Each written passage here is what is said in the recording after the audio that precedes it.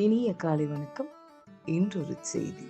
தண்ணீர் மழையாக, நதியாக, பூமியின் நாளங்களில் பாய்ந்தோடும் குருதி, கருப்பை வாசம் தொடங்கி கடைசி மூச்சு வரை உடன் பயணிக்கும் திரவத்தோழல். நீரின்றி எந்த உயிரும் இல்லை, ஆனால் நீருக்கு உயிரும் இல்லை. கண்ணாடியின் முன்னோடி, அலைகளின் அரங்கேற்றம், குமிழிகளின் சரணாலயம், ஆன்மாவின் ஜீவன். திடம், திரவம், வாயு என 3 நிலைகளையும் சஞ்சரிக்கும் சாகாவரம். இடத்திற்கு தகுந்தாற்படி தன்னை தகவமைத்துக் கொண்டாலும் தன்னிலை மாறாத உறுதி புணர். அளவுக்கு மிஞ்சினால் அமுதமும் நெஞ்சு. வருடா வருடம் தொடர்கிறது வெள்ளத்தின் வெளிகள்.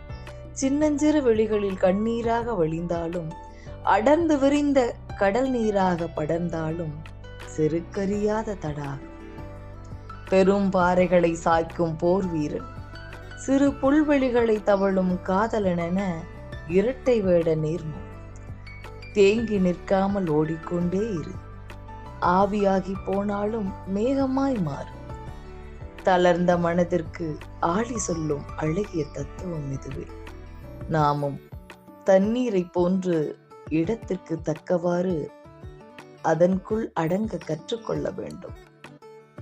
எந்த வடிவத்தை பெற்றுக்கொண்டாலும் தன்னிலை மாறாத உறுதியோடு இருக்க வேண்டும் என்று சொல்லி இந்த நாள் உங்களுக்கு மிகச் சிறப்பான நாளாக அமைய என் வாழ்த்துக்கள்.